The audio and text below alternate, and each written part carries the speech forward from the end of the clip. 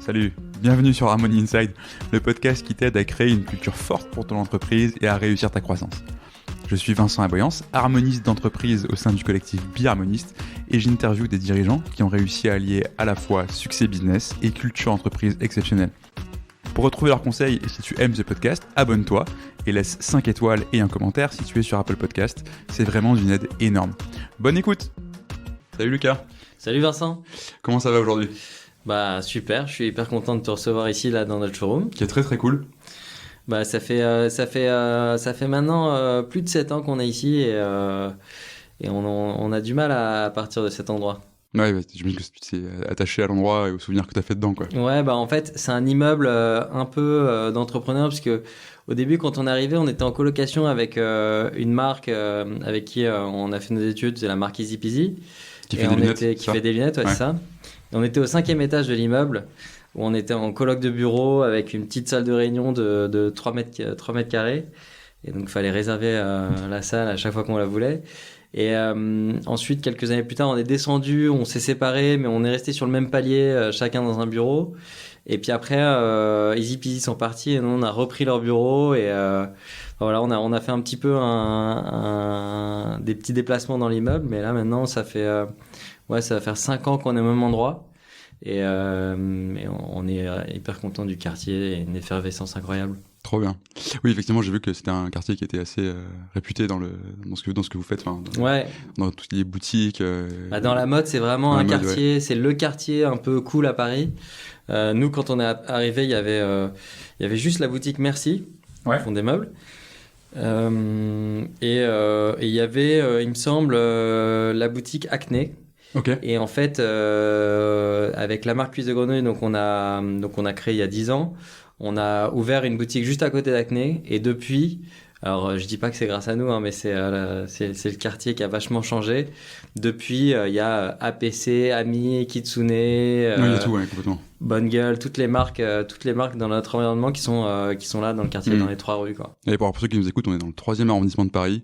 On est rue Comines, au showroom de Cuisse de Grenouille. Et c'est le quartier, en gros, vers Ville du Calvaire, Place de la République, Oberkampf, tout ça. Donc, il y a effectivement plein de super boutiques de mode. Et donc, du coup, donc un immeuble chargé de souvenirs. Et alors, du coup, c'est marrant. C'est encore plus chargé de souvenirs que, en fait, avant nous, là où on est en train de discuter, il y avait la boîte Litchi.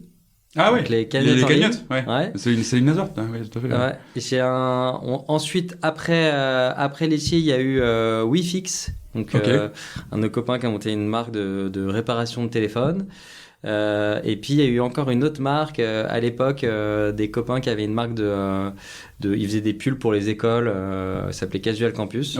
Ça n'existe plus aujourd'hui, mais du coup voilà, dans cette pièce il y a eu plein d'entrepreneurs, plein de boîtes, et la configuration a vachement changé. Et justement c'est cool de bosser avec des boîtes qui sont dans la mode et qui font du B2C, que les salles de réunion sont quand même vachement plus belles que dans certains endroits. C'est-à-dire que là t'as quand même toutes les matières qui sont en test, des fringues en cours de coupe, une planche de surf juste derrière toi. Je vais pas regretter de pas être sur la vidéo. Et alors du coup, toi t'as créé Cuisse de Grenouille avec ton frère, du coup Séverin, qui a 10 ans de ça.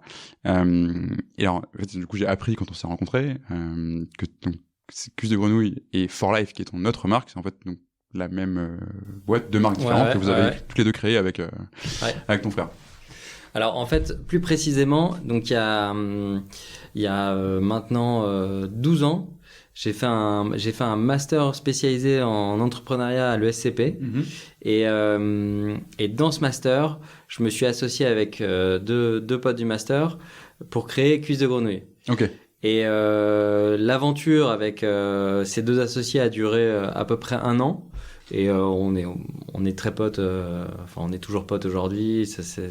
La rupture s'est très bien passée. C'est juste que on était au tout démarrage de l'histoire, et très vite, il y en a un des 3 qui a trouvé un boulot en finance, l'autre qui a trouvé un boulot chez Groupon. Et puis moi, j'avais vraiment envie de continuer, j'avais vraiment envie d'être entrepreneur, donc j'ai décidé de continuer seul. Et à ce moment-là, donc mon frère Séverin, avec qui je suis associé aujourd'hui, vivait à Shanghai.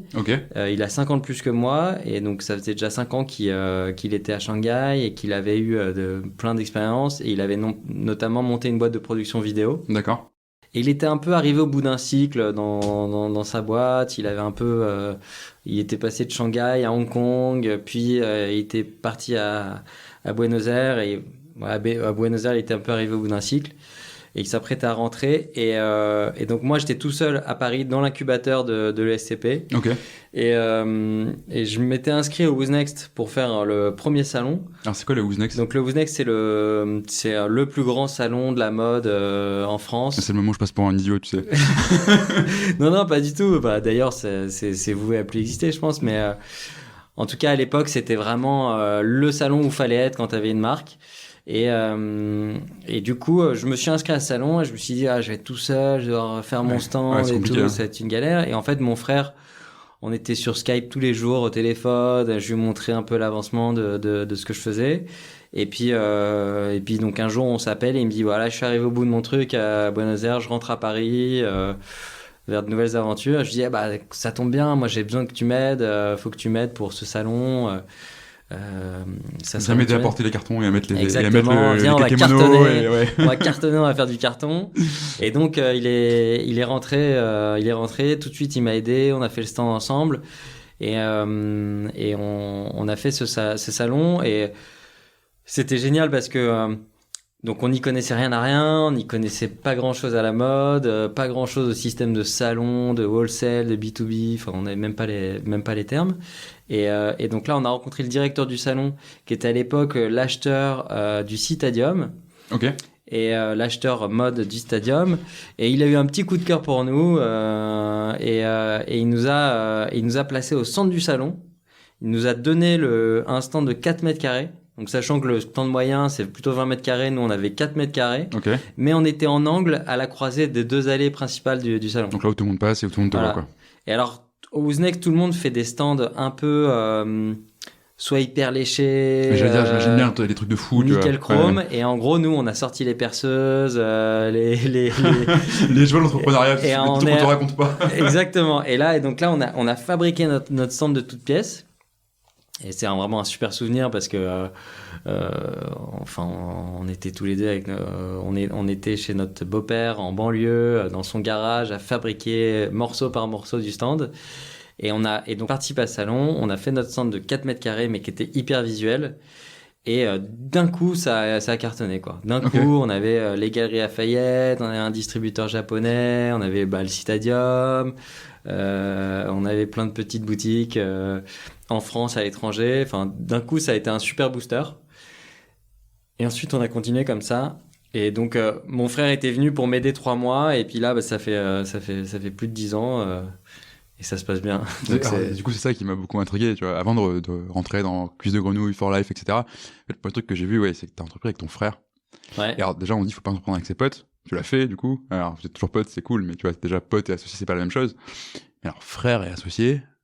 Ouais. Comment tu fais? Parce que dans ce coup, tu peux plus être dans une relation petit frère et grand frère, tu vois. Enfin, moi, j'ai un petit frère, je sais que c'est mon petit frère, tu vois, de manière très bienveillante. Mais là, t'es associé, quoi. On parle business, c'est pas. Ouais. Bah alors après, effectivement, on a rencontré que des gens qui nous ont dit que c'était une connerie. Mais en fait, franchement, en 10 ans, on s'est peut-être engueulé quelques fois, mais ça dure jamais plus d'une demi-heure, quoi. Parce que c'est ton frère. On s'engueule, et puis à un moment, on dit, allez, vas-y, il faut débloquer le truc, et on laisse jamais le truc traîner. Et après, il y a toujours une relation de petit frère, grand frère, parce que quand t'es entrepreneur, t'as plein de doutes, t'es toujours t'es jamais satisfait, t'es toujours dans le doute, et puis t'as besoin un peu de te soutenir. Donc, chacun a son rôle bien défini, mais on est assez complémentaires dans le quotidien. Ok. Ouais, et puis en tout cas, seul, pour l'instant, ça se passe bien, mais c'est vrai que on avait fait une collaboration, au tout démarrage, on avait fait une collaboration avec l'Hôtel Coste à Paris. Ok. Et les 2 fondateurs, le fondateur de l'Hôtel Coste s'était associé avec son frère, c'est Gilbert, je sais plus qui Coste, Jean-Louis Coche, je crois. Et donc quand on avait fait la collaboration, on avait rencontré un des 2 frères parce qu'en fait ils se sont splittés, ils ont splitté le business Ils ont coupé le business en deux et ils peuvent plus se voir. Terrible. Peut-être que maintenant ils peuvent se voir. Mais du coup, quand on avait fait cette réunion chez Cost avec ce monsieur hyper impressionnant, qu'on lui a dit, bah là, on est associés, on est deux frères, il a dit, c'est une bonne idée. Il a dit, ça marchera jamais votre histoire. Comment bien projeter tes histoires personnelles sur les autres, quoi. Exactement. Voilà. Non, mais Et à l'inverse, tu vois, parce qu'au début, tu commences tes deux, tu fais ton stand dans ton garage et tout, et c'est une jolie histoire. Mais aujourd'hui, For Life, c'est Cuisse de Grenouille, c'est une vraie entreprise. Ouais. Du coup, t'as recruté plein de monde, etc. Et à l'inverse, est-ce que c'est pas trop excluant pour les gens que tu fais venir, tu vois, parce que vous avez des liens qui sont, qui seront jamais comparables avec les liens que tu peux avoir avec tes employés et tes collègues, aussi proches soient-ils, quoi. Ouais, c'est vrai que je trouve que c'est une vraie force d'être associé avec son frère, parce que quand on peut voir tous nos copains qui sont entrepreneurs, qui ont des associés, quand ils nous racontent leurs réunions, parfois les réunions sont compliquées, il faut se convaincre, etc. Nous, nos réunions, on les fait dans le couloir, quoi. On se croise dans un couloir, on dit ça, on ferait bien comme ça, ouais, ok, on fait comme ça, et puis on fait comme ça, quoi. On est très vite en phase sur les choses parce qu'on a la même histoire, on a la même façon de penser et l'inconvénient c'est que du coup effectivement on est très ouais, c'est vrai qu'on est très on est frères, quoi. Du coup les gens tu te comprends, les gens sentent manière, un peu la fusion qu'il y a entre nous, mais du coup je pense que ça apporte en termes de culture d'entreprise, puisque c'est un peu le sujet d'aujourd'hui. Je pense que ça apporte quelque chose de vraiment fort. Enfin, nous, on a recruté, effectivement, on a vu passer dans la boîte beaucoup de personnes en 10 ans. Et c'est souvent ce qu'on a retenu, c'est que les gens, en fait, aiment bien cette espèce de bienveillance qu'on a l'un envers l'autre et qu'on arrive un peu à faire transpirer et à donner aux gens. Ok, ouais, je vois tout à fait. Donc ouais, en fait, je pense que c'est en termes de culture d'entreprise, les gens ils se sentent un peu dans un truc familial, un truc bienveillant. C'est un gros red flag, hein, quand tu mets oui, nous sommes une grande famille, tu vois, dans une entreprise, mais ouais, c'est clair. Non, mais je pense que de toute façon ça a ses inconvénients et après c'est comment tu les surmontes et est-ce que tu les connais et du coup tu sais ce qui se passe chez d'autres personnes. C'est vrai que au tout début, quand on était encore dans l'incubateur, on a commencé l'aventure où moi en plus j'étais arrivé quelques mois avant, c'est vrai. Donc j'avais mes petits automatismes, je faisais un peu mes trucs et on n'était pas hyper complémentaires en fait. On était complémentaires dans la façon de penser, dans la façon de s'épauler, etc. Mais dans le travail en fait, on faisait un peu tous les deux les mêmes choses, ouais. Et du coup on bataillait sur tout, quoi. Parce que ton frère il a une formation commerce aussi. Mon frère il a une formation commerciale aussi. Okay, ouais. Et mais c'est vrai qu'on bataillait tout sur tout, quoi. Le t-shirt, est-ce qu'on le fait comme ça? Le maillot, est-ce qu'on fait comme ça? Est-ce qu'on fait ci? Est-ce qu'on fait ça? Et donc il y a un moment où ça a été un peu chaud, mais très rapidement dès le début. Et très vite on s'est dit ok, le problème c'est qu'il y a un moment où on peut pas tous les deux avoir le dernier mot sur tout. Donc en gros on s'est dit, donc moi j'avais une sensibilité produit. Ouais. Peut-être plus forte parce que c'était les produits que j'avais créés au début et mon frère avait un sens du relationnel très très développé parce qu'il avait passé 5 ans en Chine tout seul à se retrouver tout seul à rencontrer plein de monde, etc. Et du coup il a pris un peu c'est lui qui s'est occupé du commercial sur Cuisse de Grenouille et moi je m'occupais des produits et en gros à partir de là on s'est tapé dans la main, on s'est dit bon on sera au courant de tout ce qui se passe mais par contre le commercial c'est toi, le produit c'est toi. Et du coup, si un jour il arrivait en disant ah ouais le truc je le voyais plutôt bleu ciel, il me le dit. Mais derrière moi, si je le fais bleu marine, il respecte le truc et puis il dit il doit avoir raison, je lui fais confiance, quoi. Ok, ouais, je vois tout à fait. Et justement, un truc qui t'aide beaucoup à rester aligné entre associés de manière générale, alors là encore plus j'imagine, c'est aussi de savoir pourquoi tu fais les choses. Et alors du coup, ton frère avec quelques années d'expérience, et toi par contre tu te lances au départ dans l'entrepreneuriat en sortie d'école. Dans la mode, ce qui j'imagine n'est pas le truc le plus simple pour se faire une place. C'est pas comme si tu avais créé un produit technologique que personne n'avait jamais imaginé et que du coup tu avais un nouveau marché qui s'ouvrait à toi tout seul. Tu vas dans un truc qui est très dur, très concurrentiel, avec beaucoup de dépenses au début, j'imagine, etc. Donc voilà, pourquoi entreprendre dans la mode pour toi et puis pour Séverin, mais on lui demandera s'il passe. Eh parfois je me pose la question. Merde. 10 ans après, l'approche fait ça, c'est pas terrible quand même.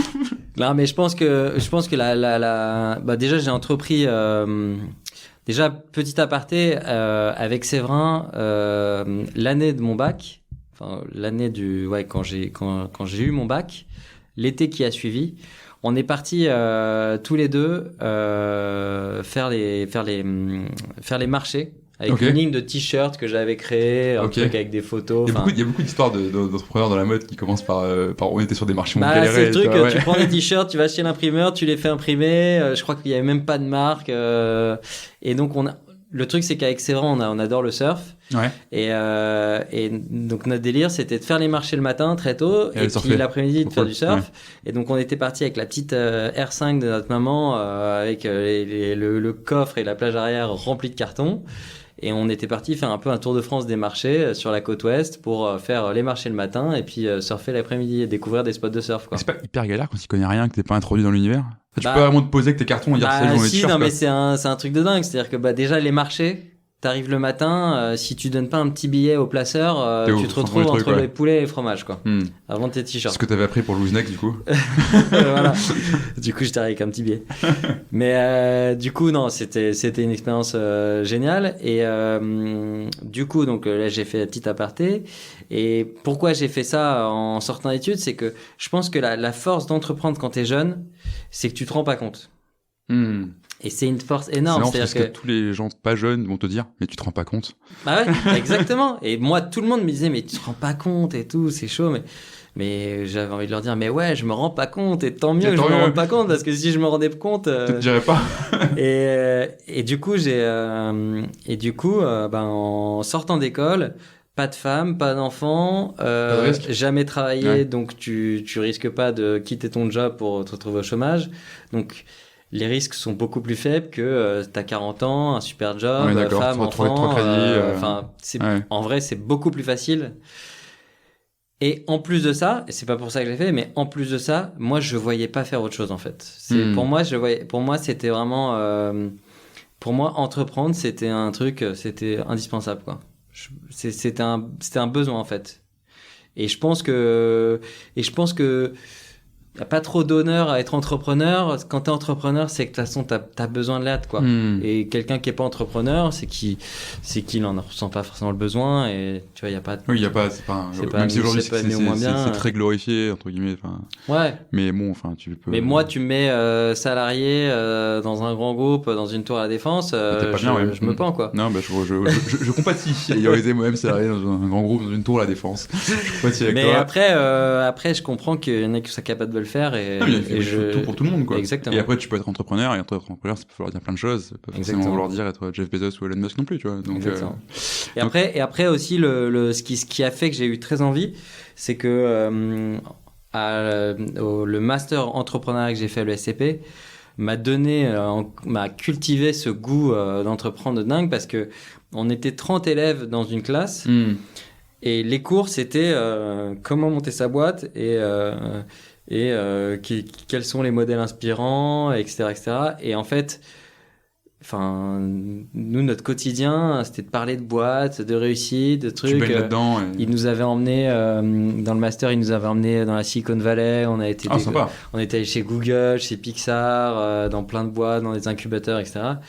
Et tu sors de ce truc-là et tu te dis, ok, moi aussi je veux cette vie-là, quoi. Voilà, je veux ma liberté, je veux créer quelque chose. Et alors justement, pourquoi la mode? Pourquoi une marque d'habits, tu vois? Parce que tu te dis, tu vas chez Google ou Pixar ou dans la Silicon Valley, c'est pas vraiment ce qu'ils vendent, quoi. Franchement, j'aurais préféré être passionné par les nouvelles technologies, etc. Je pense que ça aurait été plus scalable plus rapidement. Tout à fait. Ça, c'est certain.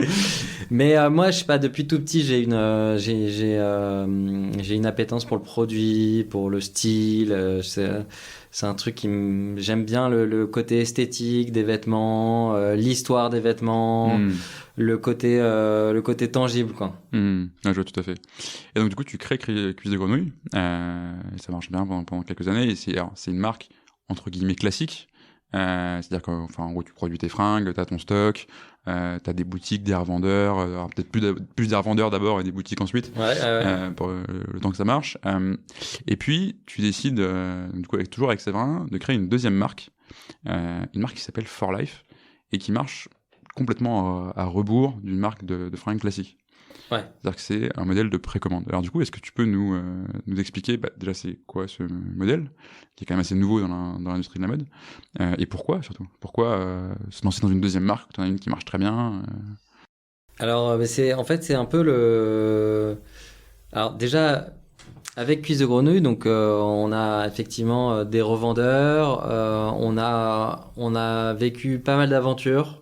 On a ouvert des boutiques, on en a fermé, on a eu des stands dans des grands magasins, on s'est retrouvé à 2h du mat en train de planter des clous pour créer des stands, sachant que le magasin très sous-estimé la compétence bricolage. Ouais. On a fait beaucoup de bricolage et beaucoup de cartons. Qu'est-ce qu'on a cartonné et du coup, voilà, bon. On est hyper content de la marque, ça tourne, ça roule, chaque saison on fait des collections, enfin le business est bien rodé quoi. On a bien compris le truc, c'est facile à gérer entre guillemets, même s'il y a plein de challenges, qu'il faut toujours se challenger, le quotidien roule. Et depuis longtemps avec Séverin, on est quand même fasciné par un truc, c'est les Kickstarter.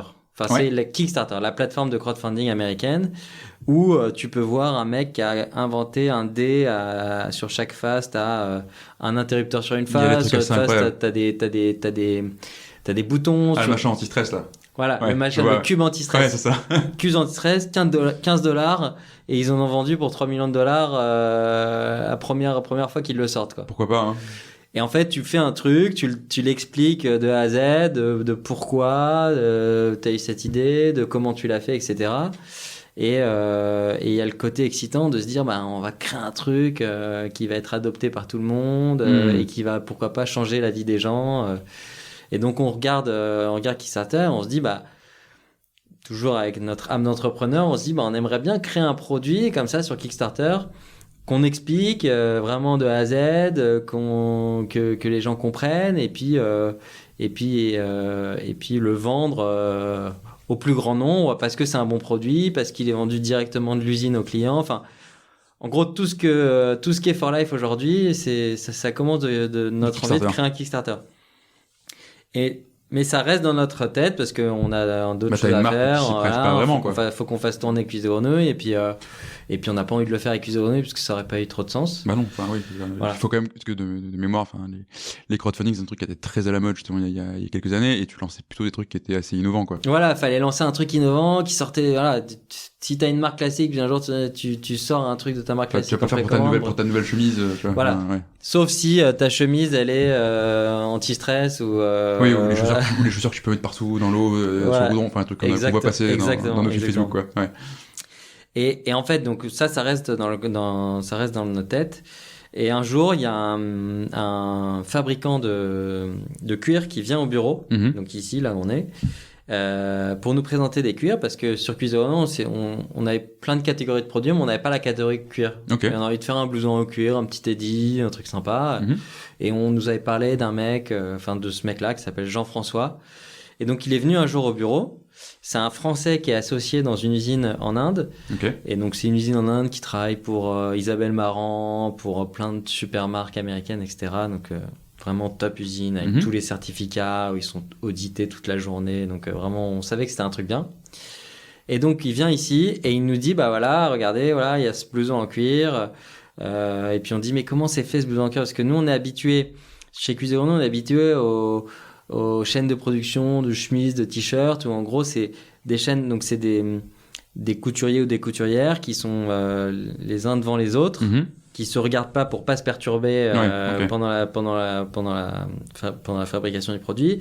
Et puis t'en as un qui met le poignet, l'autre qui met les boutons, c'est très segmenté. L'autre qui met le col, l'autre qui met, et à la fin l'ouvrier il arrive sur son lieu de travail, il fait ses manipulations et puis le soir il sait même pas ce qu'il a fait, quoi. Là, il a mis des poches toute la journée, quoi. Ce qui n'est pas péjoratif, hein, mais... Non, mais tu peux nous faire marque, c'est l'aliénation par le travail. Ouais, voilà. Bon, ce qui n'est pas péjoratif, parce que, mine de rien, quand tu creuses, t'as un chef d'atelier qui vient transmettre un savoir et tout, c'est assez beau. Mais du coup, t'as pas un artisan qui a la vision de son produit fini. Et donc là, justement, l'artisan, donc pour le blouson en cuir, nous explique, en fait, c'est un artisan qui arrive à l'usine le matin. On lui file les empiècements déjà découpés. Et le soir, quand il sort de l'usine, il a fini sa pièce. Il coud, il met les boutons, la Il fermeture met les éclair, boutons, il fait tout de A à Z. Ok. Et à la fin, il a fait une pièce. Il a pas juste mis un col et puis son collègue Et a c'est mis... sa journée, quoi. Et sa journée, c'est une pièce. Ok. Et donc, on se dit, mais attends, c'est une histoire incroyable. Et on se dit... On est en quelle année à ce moment-là? On est en 2018. Et donc, on se dit, si on le fait sur cuisse de grenouille, c'est simple. Un blouson en cuir comme ça va à peu près 130 € à fabriquer dans l'usine. Donc, dans une marque classique, le minimum de marge que tu peux faire entre le prix d'achat hors taxe de ton produit en usine et le prix TTC en magasin, c'est minimum x5. Ok. Par exemple, les Couples et Sandro et tout font x10. Ouais, complètement. On a tous ce et t-shirt blanc. La plupart des marques, c'est minimum x5. Quoi. Et du coup, le blouson en cuir qu'on achète 130 €, il allait terminer à 600-700 €. Ce qui en soi est le prix d'un cuir. C'est-à-dire que tu vas dans une marque, tu vas chez Sandro, tu vas au Galeries Lafayette, enfin tu vas n'importe où, c'est le prix d'un blouson en cuir. Et nous, on s'est dit, ok, donc nous, on va devoir le vendre à ce prix-là. Donc, on va le vendre beaucoup en solde parce qu'à ce prix-là, on va avoir du mal à le vendre. Du coup, il va terminer en solde. Du coup, le travail de l'artisan, il va être quand même vachement dévalorisé parce que on part d'une pièce magnifique où l'artisan, il a travaillé toute une journée pour faire une pièce. Et puis derrière, il se retrouve soldé et on va pas réussir à en vendre beaucoup et ça va être un peu un échec. Surtout que sur Cuisse de Grenouille, c'est pas notre fort de vendre des pièces chères. Nous, on est plutôt très bons sur des chemises autour de 100 €, des pantalons, des chinos, etc. Oui, t'es pas dans le produit de luxe, quoi. Voilà. Et donc, du coup, on se dit, voilà, Jean-François, il repart. Et puis après, avec Séverin, on en reparle et on se dit, mais en fait, il faut qu'on crée un Kickstarter sur ce produit. L'histoire, elle est trop belle, quoi. Elle est trop intéressante, quoi. Ce mec qui vient à l'usine, qui en une journée, c'est un travail d'artisan. Et du coup, on prend des billets d'avion pour New Delhi. Ok. Et on part 3 jours en Inde mettre au point le premier proto de For Life. Ok. Je crois qu'on ne savait même pas que ça s'appelait For Life quand on part. Et donc, on met au point le premier proto. On passe 3 jours dans l'usine. Et les artisans, ils avaient jamais vu des fondateurs de marques venir. Qui se pointent là-bas. Ouais. Du coup, ils étaient hyper flattés. Marrant, t'envoies le gars des achats, quoi. Ouais, exactement. Du coup, on a vécu 3 jours assez incroyables à se retrouver, même un soir, on se retrouvait un soir dans l'usine avec quelques artisans qui étaient là, qui étaient restés pour nous parce qu'on venait que 3 jours et qu'il fallait absolument qu'on ait le proto avant de repartir. Et bref, on a vécu c'était un peu surréaliste, quoi. Et donc on revient à Paris avec ce proto du modèle, enfin 2 protos, le modèle Steve et le modèle Robert qui sont les premiers produits qu'on a sortis sur Kickstarter. Et puis là on déroule l'histoire et on lance la première campagne Kickstarter en juin. Et ça marche bien. Les gens achètent des produits sur Kickstarter du coup. Et nous on était un peu, nous en gros on avait dit à l'usine, on avait dit à Jean-François, par contre. Peut-être qu'on va vendre 20 pièces, peut-être qu'on va vendre 1000 pièces, je sais pas. Mais par contre, si on en vend 20, il faut que tu nous suives, quoi. Enfin, est-ce que t'es OK pour nous suivre, quoi? Et donc, Jean-François a bien aimé, il a bien kiffé notre aventure, notre façon de vouloir faire les choses. Il a dit, quoi qu'il arrive, je vous suis. Donc, allez-y. Et donc, on a fait cette vente et on a vendu 550 pièces donc, les gens achètent Kickstarter. des blousons en cuir sur Kickstarter. Ouais. Et en soi, c'est assez révélateur. Je pense que tu vas me le dire sur ce que ça vous a inspiré pour la suite de For Life. Mais aujourd'hui, quand tu vas sur For Life, et c'est ce que vous avez dû faire pour Kickstarter, tu racontes l'histoire de ton produit, en fait. Il y a beaucoup même de données sur ton produit. Ouais. Je sais pas, on prend tes t-shirts, t'as le poids en coton, d'où vient ton coton, comment c'est fait, pourquoi, etc. Et en soi, c'était pas évident il y a quelques années de faire ça, parce que pour moi, tu vois, logiquement, tu veux acheter un cuir, tu vas pas acheter un cuir, tu vas acheter un cuir, Chevignon, Sandro, ce que tu veux, quoi. Exactement. Et tu suis la marque, et en fait, la marque te vend juste le logo, la marque, l'histoire qui va avec, mais tu sais pas ce que t'achètes, quoi. Nous, ce qu'on a toujours dit depuis le début, moi, la réflexion que je me suis toujours faite, c'est quand je vais chez le primeur, je veux savoir d'où vient le légume, quoi, que j'achète. Je veux savoir si j'achète un truc qui a été fabriqué, qui est poussé en Espagne, en France, dans quelle ville, à quel endroit. Et j'aime bien savoir qui est le primeur, quoi. Qui a cultivé le fruit et légume. Bah, ça devrait être pareil pour la fringue, en fait. Ça devrait être un truc obligatoire, en fait. Ah, pourquoi? Bah, parce que t'as envie de savoir, ce que tu portes, ce que tu mets sur toi. C'est qu'il y a quand même un côté un peu chimique. Tu mets un matériau sur toi. Tu vas me faire peur là pour toutes les Non, fringues que j'ai achetées. quand je dis chimique, je voulais pas dire que tu mettais un fringue chimique. Il y a un côté un peu, tu mets quelque chose à même ta peau. Tu veux savoir d'où ça vient. Et t'as envie de savoir. C'est pas anodin de porter des fringues, parce que je veux dire. Si tout le monde en avait rien à foutre du style, on serait tous habillés pareil, avec des fringues un peu pourries. Je veux dire, on voit bien que les gens s'intéressent au style et s'intéressent aux fringues. Et c'est important de savoir d'où vient ce que tu achètes, quoi. Et justement, c'est ça qui a beaucoup changé en fait. Parce que, enfin, je sais pas, je me rappelle d'une époque quand j'étais beaucoup plus jeune où, en gros, t'étais stylé parce que t'avais le plus de logos sur toi, tu vois. Ouais, c'est clair. Et aujourd'hui, bah, t'es content de pouvoir dire, ouais, c'est une marque que je connais, ils font des trucs en précommande, des trucs qui viennent de là-bas, c'est fait comme ça. Enfin, ton rapport au style, entre guillemets, a pas mal évolué, et c'est un des trucs dont vous avez été assez précurseur, en fait. Parce que c'est un discours qui, à l'époque, devait pas être facile à pousser, quoi. Nous, depuis le début, avec Cuisse de Grenouille, c'était déjà le discours à l'époque. Ok. Sur les étiquettes Cuisse de Grenouille, sur les premiers hang tags, donc les étiquettes cartonnées là, qui sont accrochées au produit, il y a marqué Made in Europe, même Made in Portugal, je sais plus ce qu'il y avait, mais il y avait une vraie volonté de transparence. Et nous, ce qu'on s'est dit, c'est que il faut qu'on soit la marque la plus transparente du marché. Et c'est pour ça que d'ailleurs, on donne les prix de fabrication de nos produits. Et ça, on est vraiment pas beaucoup à le faire. Je n'ai pas trop d'exemples en tête. Donc, on donne le prix d'achat du produit dans l'usine. Et on décortique le prix sur la page produit jusqu'à la marge de For Life, jusqu'à la marge de For Life, etc. Et on donne plus que l'origine de fabrication, on donne le nom de l'usine qui fabrique. Donc vraiment, on donne tout, on donne les certificats, et si quelqu'un nous envoie un mail demain pour nous demander un truc ultra précis, on est full transparent, quoi. C'est vraiment la volonté qu'on a depuis le début. Et par exemple, quand on a décidé de fabriquer nos produits en Inde, on s'est dit, mais est-ce que vraiment on va lancer une marque sur un produit fabriqué en Inde? Est-ce que c'est pas un peu old school de faire un truc comme ça? Est-ce qu'on n'a pas envie d'avoir un truc made in France ou made in Portugal? Et en fait, on s'est dit, nous, on y allait. On a passé 3 jours dans l'usine. Tu sais comment c'est fait, quoi. On a vu au-delà du cliché de c'est en Inde, donc c'est forcément. On a vu qu'ils ont tous les certificats de la terre, que les gens, ils sont. Franchement, on a discuté avec plein de gens et ils ont tous l'air très heureux. En tout cas, ceux qui ne le sont pas, c'est pas à cause de leur travail. Et ils sont payés hyper normalement et voire un petit peu plus, parce que c'est une grosse usine qui travaille avec des grandes marques qui fonctionnent bien, donc ils prennent vachement soin de leurs employés. Et puis tu l'as pas caché.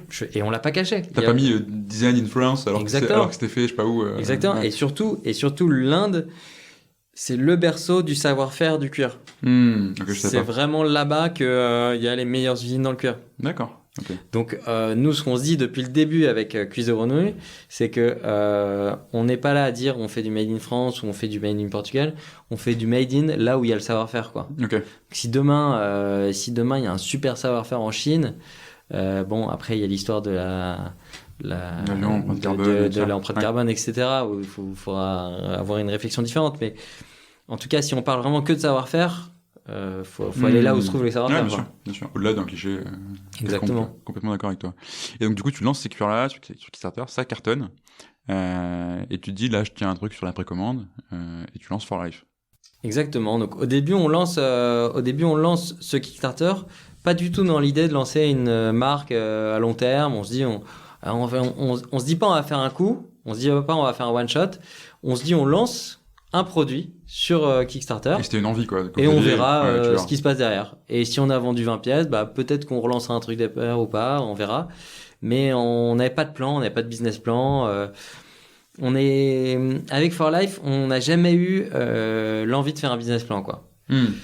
L'idée de For Life, c'est de faire des bons produits, iconiques, responsables, et on sort les produits quand on les a entre les mains, quoi.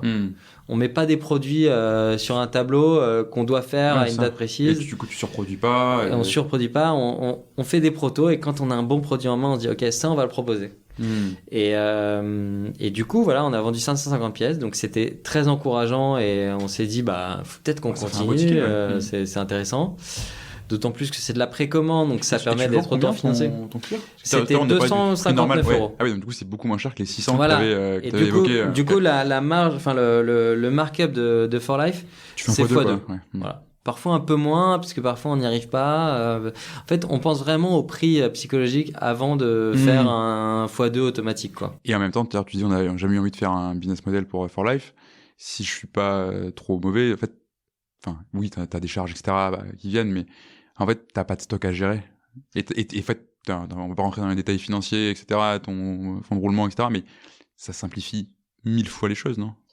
Ouais. Tu produis que ce que tu nous, vends. on a la chance d'avoir un concept et son contraire avec Cuisse de Grenouille For Life. Et du coup, d'ailleurs, For Life nous aide vachement à tirer vers le haut Cuisse de Grenouille à ce niveau-là. Et puis Cuisse de Grenouille nous a beaucoup aidé à tirer vers le haut For Life sur toute la gestion de produits, l'expertise, etc. Qui est, voilà, on avait 10 ans d'avance sur tout le monde. Et t'avais une base client, on avait une base client au début, etc. Et du coup, j'en ai perdu le fil de la question, mais non, tu lances For Life, tu te dis qu'on voulait pas, genre je dirais souvent, faut pas m'en vouloir, mais du coup, tu te dis on lance un produit, on verra ce qui se passe, ça se passe bien, t'en vends, tu m'as dit 500, et voilà, et du coup, on a décidé donc de tranquillement bosser sur un second produit. Ok. Et alors, le second produit, on s'est dit, on va faire un produit que tout le monde porte, que tout le monde a dans ses garde-robes, et en même temps qui est hyper concurrentiel. Et justement, nous, ça nous intéressait d'aller sur un truc hyper concurrentiel parce que du coup, on pouvait arriver avec le produit parfait. Et du coup, on a décidé de lancer une chemise de travail. J'étais sûr que ça allait être le t-shirt. Je suis trop déçu. Pas encore, non. Non, mais ça vient pas longtemps après. Du coup, on lance une chemise de travail et on se dit, c'est quoi les bons ingrédients d'une chemise de travail? C'est un tissu exceptionnel. Une coupe exceptionnelle, une façon exceptionnelle, des finitions exceptionnelles, enfin bref. Un truc qui est dur et que tu peux un peu maltraiter. Exactement. Et pas forcément maltraité, non. Non, pas forcément maltraité, parce qu'en fait, ça c'est ce que les gens pensent. On pense que quand on achète un produit qui dure, c'est un produit qui est robuste, qu'on peut maltraiter. Un bon produit, il faut y prendre soin. Donc en l'occurrence, là on avait une super popeline qui venait d'un fabricant anglais qui s'appelle Thomas Masson, qui est vraiment le top du top du tissu. Donc on s'est vachement renseigné sur les constructions des tissus, les rotors, les doubles rotors, etc. Et donc on a créé ce produit et on l'a vendu. Ce produit, on l'a mis en vente si je me trompe pas, en avril de l'année d'après. Donc on a fait une première vente de blousons en juin. Et l'année d'après, en avril, on a lancé le deuxième produit. Et encore. Donc, entre-temps, il y a eu un gros laps de temps où on s'est dit, allez, on va prendre le temps de développer un produit. Et puis, entre-temps, on a commencé le développement d'autres produits, notamment le t-shirt, etc. Et à partir du mois d'avril, donc on a lancé ces chemises. Et ensuite, on a eu un enchaînement, je crois, de 6 produits dans l'année. Donc le t-shirt, je crois le sweatshirt. Voilà, on a lancé quelques produits, et tranquillement. Et l'année d'après, on a commencé à lancer des produits avec une cadence un petit peu plus rythmée. Okay. Et ta marque existe déjà à ce moment-là? Et ouais, en fait, à partir du deuxième produit, c'est pour ça qu'ici qu'on a 8 ans, c'est qu'on a décidé de plus passer par Kickstarter, mais de passer par notre site internet à nous. Du coup, on a développé un site internet avec le système de la précommande, il fallait faire des développements un peu particuliers. Et donc, à partir de la chemise, on n'était plus sur Kickstarter, on était sur notre site internet avec notre base, etc. Alors, et comment ça a été reçu Parce qu'en fait, tu renverses quand même le modèle. Hein. Déjà, pour tes clients, ça doit pas être évident de te dire, parce que je crois qu'aujourd'hui, si je veux m'acheter des t-shirts sur For Life, je te les commande aujourd'hui et je les récupère en 3 mois. Ouais. Non, je sais pas si c'était les mêmes délais à Là, l'époque. sur les t-shirts, c'est un peu plus court les délais parce que c'est un produit qu'on maîtrise maintenant. Ouais, mais effectivement, la norme, faut attendre 3 mois. Ouais. Et alors, déjà, pour tes clients, à l'époque, c'est pas évident, tu vois. Enfin, en général, tu veux t'acheter un t-shirt, tu le veux maintenant, pendant 3 mois. Et même dans l'écosystème, en gros, comment c'est reçu ce renversement de modèle que tu proposes Bah, c'est bien reçu. En fait, il y a une certaine appétence à acheter des produits en précommande parce que déjà, quand on achète un produit en précommande, on achète un produit qu'on a bien compris, qui est bien expliqué de A à Z. Donc, c'est un produit qui est un peu réfléchi, quoi. C'est pas comme aller acheter un produit chez c'est pas de la Uniqlo. fast fashion, quoi. Voilà, c'est vraiment le contraire de la fast fashion, c'est la slow fashion. Et donc donc ça fonctionne bien en fait dès le début parce que voilà donc nous on s'adresse que aux mecs et les mecs en fait aiment bien justement ne pas se prendre la tête à aller dans le magasin, à faire les magasins et voilà acheter un produit sur internet. On sait que c'est le bon produit. En général, les gens achètent plusieurs fois nos produits. C'est ce qui est vraiment le symbole. Enfin, pour un mec, c'est vraiment le truc que tu as trouvé le produit qui te plaît. Tu veux pas te faire chier, t'en veux 5 pareils, on voit 5 couleurs différentes, tu vois, et c'est bon, quoi. T'es tranquille, quoi. Bah, nous, du coup, on se rend bien compte de ça, parce qu'on a beaucoup de clients qui rachètent nos produits, et qui rachètent de nouvelles couleurs, et puis dès qu'on fait un nouveau lancement, on a pas mal de gens qui ont déjà acheté auparavant, quoi. Ouais, et en plus, vous sortez des produits qui sont, enfin, c'est iconique le mot que vous utilisez. Ouais. Mais moi, ce que j'en vois très modestement derrière, c'est que c'est des trucs qui sont, je vais pas dire des basiques, tu vois, mais c'est des produits qui ont une certaine simplicité.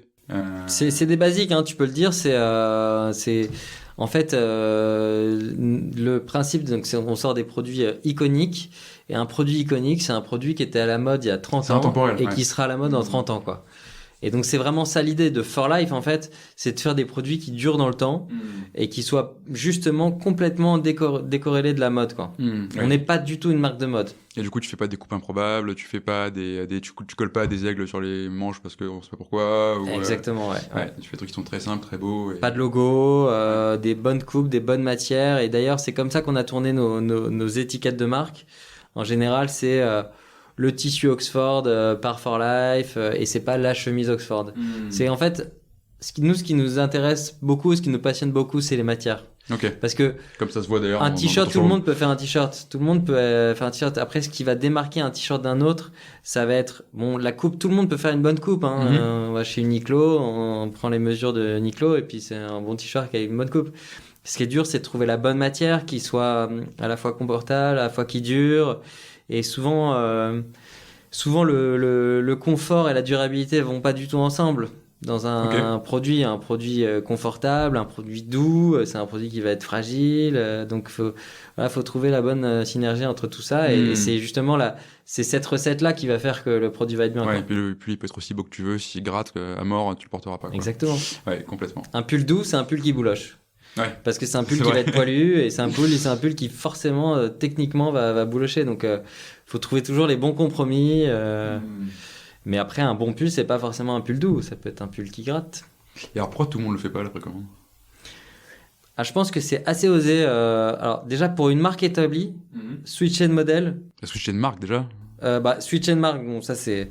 Nous, on n'a pas eu l'impression de switcher de marque. Nous, on a l'impression de créer une nouvelle marque. Donc, tu vois, on a encore Cuisse de Grenouille, on travaille quotidien sur Cuisse de Grenouille, et puis on travaille aussi au quotidien sur For Life. Donc, on a l'impression de piloter un peu de marque.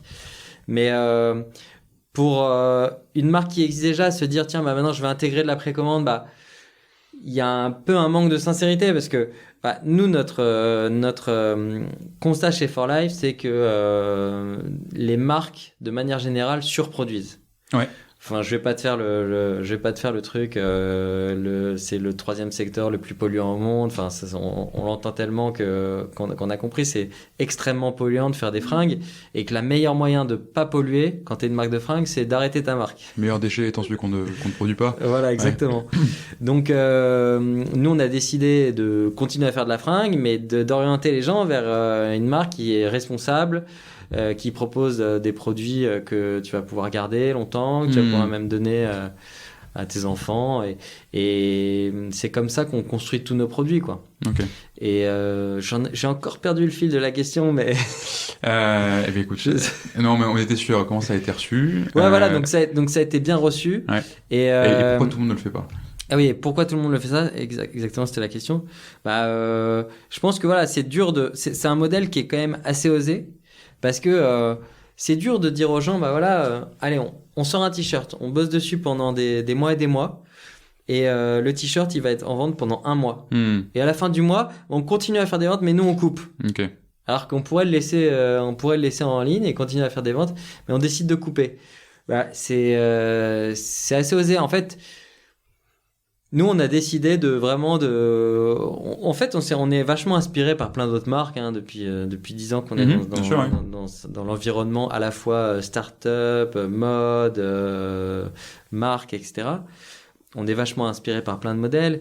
Et on se rend compte que les modèles qui perdurent aujourd'hui et qui cartonnent aujourd'hui, c'est des modèles qui ont une position forte, donc qui disent voilà, moi c'est comme ça, et qui restent comme ça, quoi qu'il arrive, et qui s'adaptent, enfin qui changent pas, qui font pas la girouette sur le marché parce qu'à un moment voilà, et qui vont avoir une mission au départ et qui vont suivre cette mission du début à la fin. Enfin, le super modèle pour moi, c'est vraiment Veja, où ils sont arrivés sur le marché au tout début avec leurs chaussures green, où voilà, ils étaient un peu les premiers à proposer cette chaussure. Et aujourd'hui, ils ont des chaussures green, quoi. Et entre-temps, il s'est rien passé, quoi. Ouais, entre ces 10 ans de boîte, ils ont toujours fait la même chose. Ils sont toujours restés sur la transparence. Pareil, tu vas sur leur site, tu peux aller télécharger les certificats enfin, c'est vraiment... on se rend compte que voilà, et à contrario, des marques qui vont avoir envie de s'adapter au marché, faire des virages à 300 degrés. Il faut garder son cap et avoir une position forte et assumer sa position forte, quoi. Ok, alors justement, vous avez créé donc ces 2 marques, ça marche bien, etc. Tu as déjà beaucoup de convictions, etc. Et du coup, pendant la période de confinement qu'on a connue l'année dernière, en fait, toi et Séverin, vous avez décidé de faire un travail sur le pourquoi. C'était le pourquoi que de For Life ou de vos 2 marques, de votre entreprise? C'était le pourquoi de For Life, c'était le why de For Life, ouais. Donc, tu fais le why de For Life avec du coup Alex Misseri qu'on salue, qui nous a mis en contact et avec qui on travaille. Alors et du coup, qu'est-ce qui te fait te dire il faut qu'on fasse un travail approfondi sur notre pourquoi en tant qu'entreprise? Eh bien, parce qu'on est au début de For Life, en fait. On est quand même au début, on est toujours au début de la marque For Life. Et on se dit, on sent que avec For Life, on a une marque For Life, quoi. On a une marque pour la vie. On sent qu'on a mis le doigt dans un truc qui parle beaucoup aux gens et qui est en accord parfaitement avec toutes nos valeurs. Et du coup, on se dit bon bah voilà, avant d'aller dans tous les sens, de lancer plein de projets, de mettre la vitesse supérieure, il faut qu'on se pose, qu'on écrive nos valeurs, notre why, et qu'on sache exactement qui on veut être, et pour pouvoir y aller sereinement. Et donc effectivement, on a fait ce travail-là. Donc en fait, pendant le confinement, on s'est tous retrouvés chacun chez soi, toute la boîte s'est retrouvée chacun chez soi. C'était pas très fun, du coup, c'était moins dynamique. On se retrouvait pas tous les jours au bureau comme là, c'était un peu moins sympa. Et on s'est dit avec Séverin, on va essayer d'utiliser ce moment pour avoir des réflexions un peu profondes sur notre marque et sur qu'est-ce qu'on veut faire profondément et comment est-ce qu'on veut changer le monde, quoi. Ok. Et de fil en aiguille, on rencontre Alex, donc pote de Shanghai, de Séverin, etc. Et on commence à faire un travail sur le why. Alors moi, je connaissais pas du tout le why. Et c'était vraiment passionnant. Et en fait, on a fait un travail vraiment sur plusieurs mois, avec plein d'exercices, avec plein de réflexions différentes. Et là, aujourd'hui, on a un why. On a un why qui est très clair pour nous. Alors, c'est quoi le why, du coup? On veut faire des produits responsables et iconiques sans surproduction. Tout ce qu'on s'est dit jusque-là, en fait. Voilà. Okay. C'est clair, net et précis. On veut faire des produits responsables. Ça, c'est vraiment le premier truc qu'on veut faire. Ça, c'est hyper important pour nous. On peut pas concevoir les choses autrement. Mais en même temps, le style pour nous, c'est hyper important. Donc, c'est vraiment au cœur du truc. On veut faire des produits qui aient du style, qui aient une histoire, qui soient iconiques. Et on veut pas surproduire. Et c'est pour ça que quand on lance des produits, à la fin de la vente, on produit le nombre de pièces qu'on a vendues. Et on est vraiment droit dans nos pompes là-dessus. Et ça, c'est notre position forte. Parce que c'est très facile, en fait, pour une marque comme la nôtre, mais à un moment dériver sur une marque qui va vendre du stock. La tendance, c'est ça, les tendances changent, tu fais comme tu disais, tu réponds, tu navigues un peu au marché à vue. On se dit, voilà, on a vendu 500 blousons en cuir la dernière fois, ok, là on a vendu 500 en précommande, mais si on s'en remettait 500 de plus en production, on pourrait peut-être les vendre en stock tout au long de l'année. Et en fait, c'est ça la position forte. Puis tu dois être tenté. T'as toujours des gens qui vont rater ta vente et qui vont te dire ouais, tu peux pas la ressortir. Tu dis non, c'est dans 6 mois, non, ça revient. Et si demain, nous, c'est ce qu'on se dit tous les jours, c'est que si demain nos produits ils sont tout le temps disponibles, la boîte elle marche plus. Ok. On est vraiment convaincu par ça, c'est que si nos produits sont tout le temps disponibles, ça veut dire qu'on a du stock, ça veut dire qu'on ne répond plus à nos valeurs, et ça veut dire qu'on sort de notre position forte, et c'est fini. Complètement, oui, effectivement.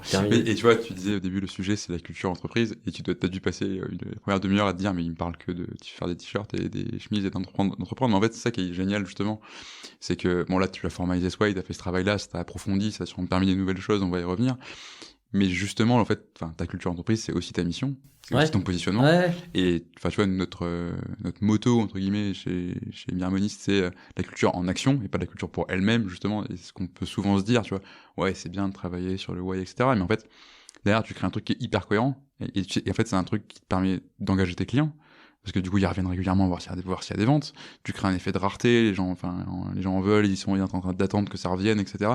Tu polarises autour de ta marque. En plus, tu as créé un business model qui est juste plus simple, plus rentable. Et c'est clair. Tout ça à partir de comment on veut faire les choses et pourquoi on veut les faire, quoi. Et en fait, c'est là-dedans quelle est ta culture d'entreprise sur beaucoup d'aspects, quoi. Donc, exactement, ouais. Donc, c'est génial. Et tu m'as dit, on a écrit des valeurs aussi, du coup? Ouais, alors les valeurs, elles sont hyper nombreuses, mais voilà. J'ai 22 valeurs. Il faudrait une heure de plus. Non, mais les valeurs, en vrai, elles sont nombreuses. Nous, ce qu'on veut, c'est être une marque joyeuse. Mm-hmm. On veut être une marque qui se prend pas la tête.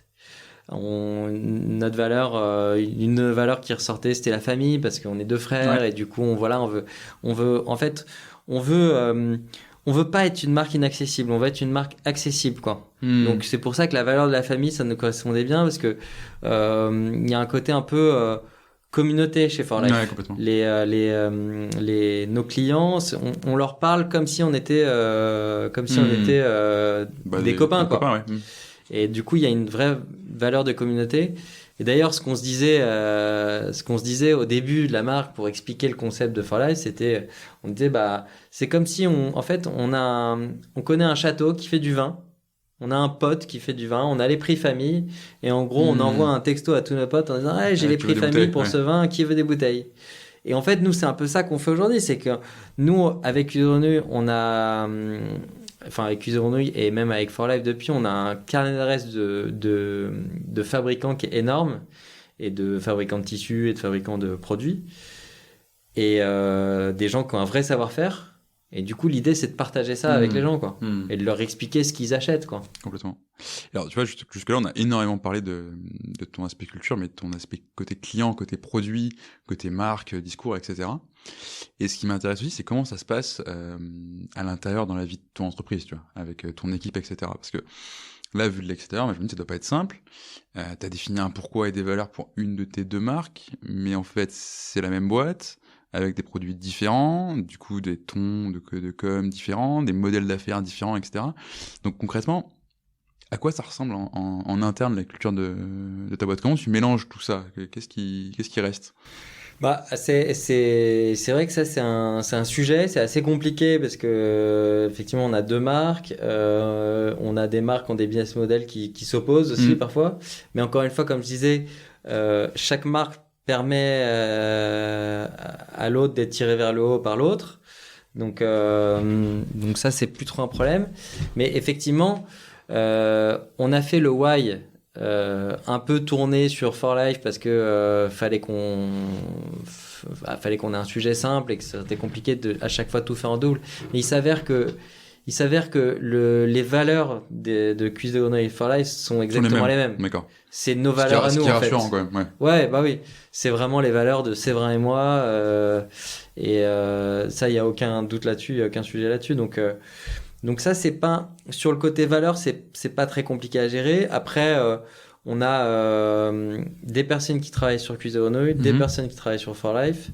Et donc, et on est dans un open space, donc tout ce qui se passe sur une marque ou sur l'autre, tout le monde est au courant de tout.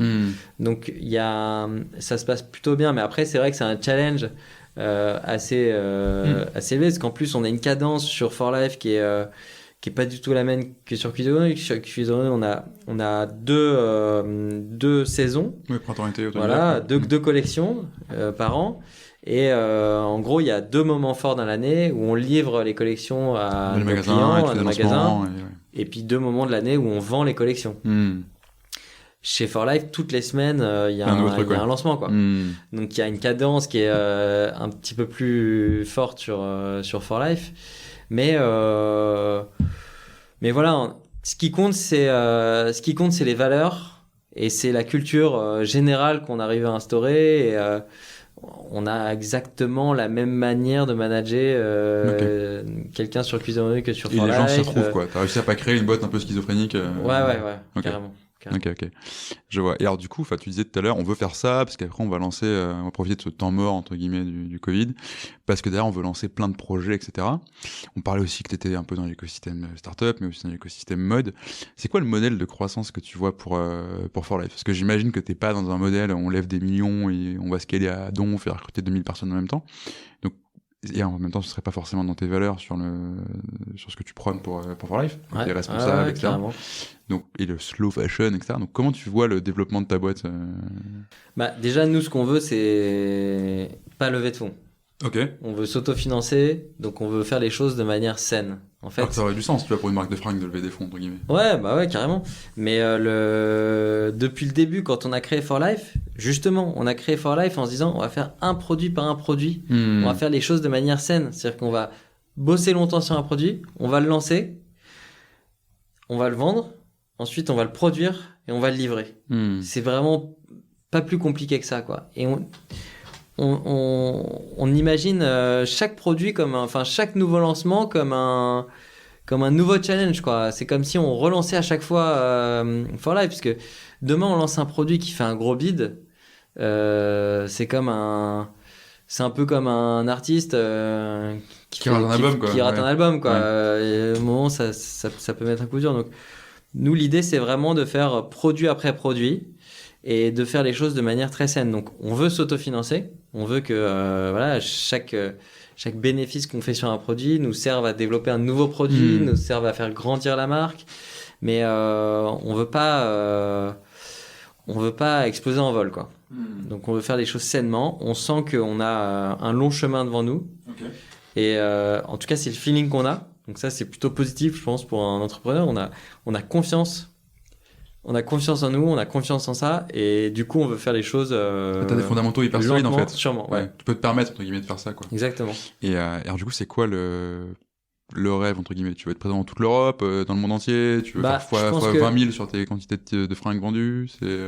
Effectivement, c'est un peu contradictoire de parler de quantité ça qui est difficile, quoi. Mais bon, après, nous, ce qu'on dit, c'est quand on faisait le why avec Alex, et qu'on parlait donc justement des fondamentaux, des valeurs et des positions fortes, à un moment Alex nous avait soumis une idée et puis on s'était dit ouais, pourquoi pas. Puis après on s'est dit mais en fait on n'est pas des moines. En fait il nous disait ce qui serait vraiment génial pour des moines bien sapés en tout cas, quoi. C'est ça. Non mais en fait c'est ça, nous on veut faire les choses responsables, mais on est quand même entrepreneur, donc on veut pouvoir rémunérer les employés, on veut pouvoir embaucher des gens, on veut pouvoir faire vivre des gens. C'est ça, c'est vrai que ce modèle-là tu peux le faire tourner ad vitam, entre guillemets, avec les mêmes quantités, les mêmes équipes, etc. Exactement. Si on veut vraiment être responsable, encore une fois, on arrête tout et puis on arrête de produire, quoi. Donc lui, son idée, qui était une idée vraiment hyper smart, c'était de dire pour faire les choses vraiment, la position forte que vous pourriez avoir, c'est vous limitez les achats. Donc par exemple les t-shirts, vous avez le droit d'en acheter 4 par an, quoi. Vos clients ont le droit d'en acheter 4 par an, quoi. Ça c'est votre position forte, quoi.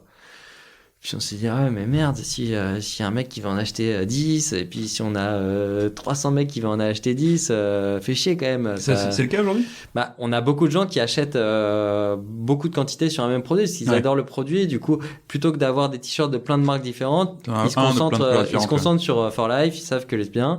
Et puis comme nous, c'est de la précommande, à chaque fois, sur la plupart de nos produits, on apporte des espèces de petites customisations où tu peux choisir ton t-shirt avec ou sans poche.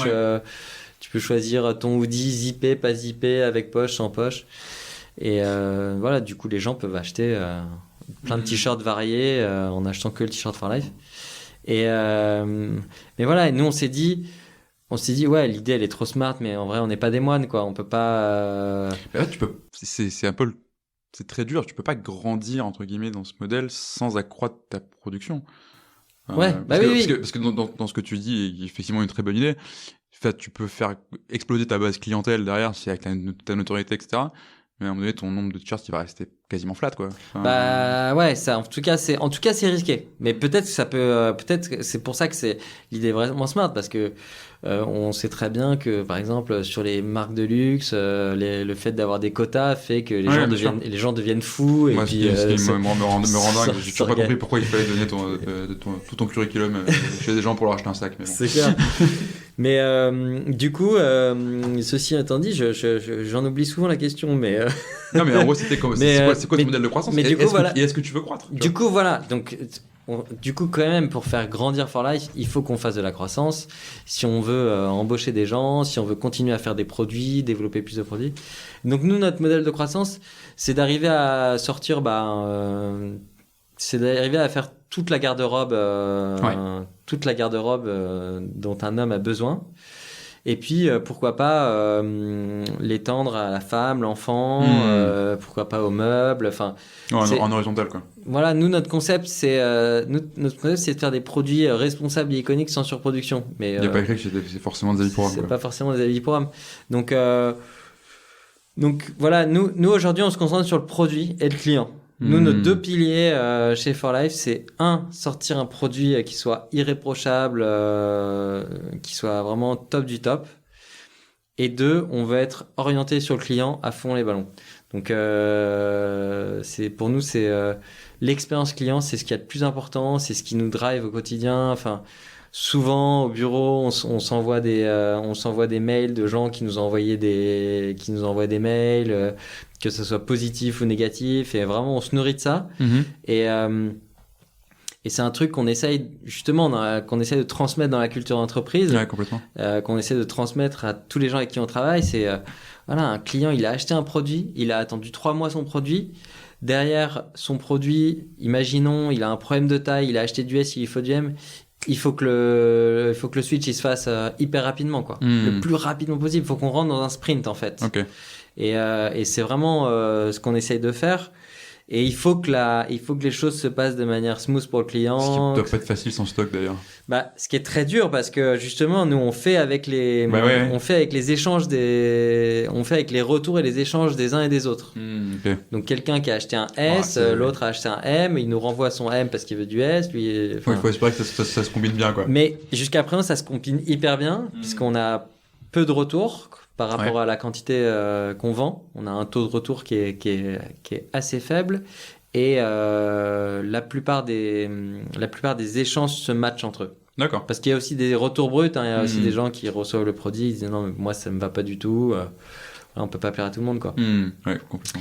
Et du coup, c'est pour ça que nous, l'expérience client, c'est hyper important. C'est pour ça qu'on a ouvert un lieu à Paris. Ouais, le showroom. Le showroom. Donc nous, on appelle ça la cabine d'essayage et la conciergerie, parce qu'il y a un espace cabine d'essayage, donc l'espace derrière la vitrine, où il y a 5 produits dans des cadres qui sont présentés, qui sont les produits du moment. Donc soit les produits qui sont en précommande, soit les produits qui vont arriver en précommande la semaine d'après, soit les produits qui viennent de se terminer. Donc on peut essayer. On peut également venir découvrir des prototypes, essayer des produits qui vont ressortir plus tard. Et c'est intéressant justement ce showroom, si on s'arrête dessus 3 secondes, parce que, encore une fois, t'es à fond dans ta culture. Tu me parles de service client, etc. T'as quand même réglé le plus gros problème des marques 100% en ligne, qui on peut pas essayer, etc., etc. Tu peux venir faire tes retours, tu peux venir chercher ta commande, etc. dans le showroom, si je me trompe pas. Ouais. Mais en même temps, c'est 100% un poste de coût pour toi. Alors ouais, c'est incroyable. Ça rapporte zéro argent, quoi. C'est assez incroyable parce que je pense qu'on est seule personne à Paris à avoir ouvert une boutique pendant le confinement. Et où tu peux pas acheter. Où tu peux pas faire de chiffre d'affaires. Donc nous, le chiffre d'affaires à la fin de la journée dans cette boutique, c'est 0 €. Ouais, c'est ça. Mais le loyer, c'est pas 0 €. Et derrière, le loyer, il y a les gens dans la boutique. Il faut avoir plusieurs personnes pour qu'il y ait une expérience sympa. Et c'est vrai que quand on y pense, on est assez fou d'avoir fait ça. Et en même temps, si une de nos valeurs, c'est l'expérience client, si ça peut être une valeur, ça peut être une valeur. Ouais, ça peut être une valeur. Donc nous, l'expérience client, c'est primordial pour nous. On peut pas imaginer ne pas avoir ce lieu, en fait. Alors, nous, ce qui est hyper frustrant aujourd'hui, c'est que c'est destiné que aux Parisiens et que notre clientèle est pas que parisienne. Donc, du coup, on est un peu gêné pour les autres, entre guillemets, mais en même temps, on est en train de créer l'histoire. Donc, voilà, c'est pas exclu qu'un jour, on ait des showrooms itinérants qui se baladent, pourquoi pas, dans des grandes villes. Mais nous, c'est vraiment important. Aussi, il y a aussi un truc, c'est que venant de Cuisse de Grenouille, on a une expérience retail et nous, on est à la base, on est retail, quoi. On a besoin de palper, quoi. Et on a besoin d'être en contact avec le client. Donc, pour nous, c'était indispensable d'avoir ce lieu, de pouvoir échanger avec le client. Et tu passes 3 heures tu passes 3 heures chez For Life. T'échanges avec les clients qui viennent chercher la commande, qui viennent faire des essayages, qui viennent discuter, découvrir. C'est passionnant. En fait, c'est la meilleure étude de marché. Oui, c'est par à tes clients, quoi. Ouais. Et ça marche dans tous les secteurs, pour le coup. Exactement. Trop bien.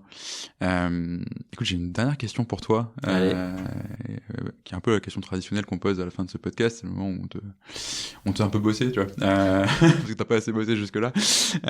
En fait, toi, quel serait le conseil que tu donnerais à un autre dirigeant d'entreprise qui se pose la question de est-ce que il doit travailler sur sa culture d'entreprise ou pas? Ouais. Qu'est-ce que tu lui dirais? Bah alors, je vais peut-être me répéter un peu, du coup, mais je pense que le meilleur conseil que je donnerais, c'est de travailler sur ses valeurs et sur son why. Franchement, c'est Alex, la première fois qu'on a travaillé sur le why, il nous a fait regarder une petite vidéo. Donc c'est le principe inventé par Simon Sinek. C'est le Golden Circle. Ouais, exactement. Je mettrai le lien dans la bio. Il y a une petite vidéo, tu tapes Simon Sinek sur internet et donc tu as cette petite vidéo du why qui t'explique ce que c'est le why. Et quand tu as vu cette vidéo, tu as envie de faire ton why. Tu as envie d'être Apple et tu pas envie d'être Samsung. T'as envie d'être Apple et de dire think different. T'as envie de... Et pas juste on vend des bons produits. Exactement. T'as envie d'être Nike, dire do it. Du coup, vraiment, je conseillerais à tous les entrepreneurs de faire le why de leur entreprise et pourquoi pas leur why personnel, et de travailler sur ces valeurs. Et ça va beaucoup ensemble, hein. Ton why personnel, why ton entreprise. Ouais, ça va beaucoup ensemble. Ouais, c'est clair que ça va beaucoup ensemble. Mais bon. Ouais, c'est vrai que ça va beaucoup ensemble. Sinon, c'est dans un projet où t'es pas aligné avec toi-même et tu vas pas être très heureux et tu vas pas vouloir mettre toute l'énergie et le montage de stand à la main et à la perceuse qu'il faut faire, quoi. Et donc, en tout cas, c'est un bon moyen aussi de te rendre compte si t'es en phase avec ce que t'es en train de faire dans ton entreprise et de bosser sur tes valeurs, à la fois tes valeurs perso et à la fois les valeurs de ton entreprise. Ça te permet aussi de te voir si t'es en phase, parce que je pense que le meilleur moyen de cartonner quand tu montes une boîte, c'est être sincère dans ce que tu fais. Et si tu dis moi j'ai envie de faire des produits responsables parce que c'est bien pour la planète, et que derrière tu prends l'avion tous les week-ends et que t'as aucune valeur de ton côté et que c'est pas du tout, en fait ça va. Tu t'habilles toi-même chez Zara et que tu t'habilles chez Zara et que t'en as rien à foutre de tout ça. Il y a un moment, ça va transpirer et ça va pas fonctionner. Et les gens vont pas te croire. Et les gens vont pas te croire. Et tu vois, aujourd'hui, tous les entrepreneurs qui ont cartonné, c'est les entrepreneurs qui ont fait des choses par conviction, qui t'inspirent la confiance, quoi. Et voilà, exactement. Et ton authenticité fait qu'on a envie de te faire confiance et que donc on va te donner de l'argent, quoi. Et ça remplace avantageusement les 200 ans d'histoire d'une marque. Et ouais, exactement. Ok, super. Est-ce qu'il y a une dernière histoire que tu veux nous raconter, un dernier truc dont tu voulais parler absolument et qu'on n'a pas évoqué? Franchement, il y a tellement des histoires des histoires de cartons, de camions, de galères. Il y en a eu plein, mais Il y en a trop. Une autre fois, peut-être. Une autre fois, on refera un épisode spécial galère. Ouais, on peut faire un épisode spécial galère. On fera venir Séverin et puis ce sera parfait. Là, on pourra s'envoyer la balle. Il y aura plein de trucs à raconter. On pourra appeler nos potes entrepreneurs aussi. On pourra se faire un épisode spécial galère à plusieurs entrepreneurs. C'est parti, très bien. Ça peut être top. J'ai jamais fait une interview avec 12 entrepreneurs, ça peut être parfait. Ouais, quand tu veux. 5 heures d'interview à peu près. Nickel. Génial. Bah écoute, merci beaucoup Lucas, c'était super cool. Merci à toi Vincent. Et puis à bientôt. À bientôt. Merci d'avoir écouté cet épisode jusqu'au bout. Si vous êtes là, c'est sans doute que ça vous a plu.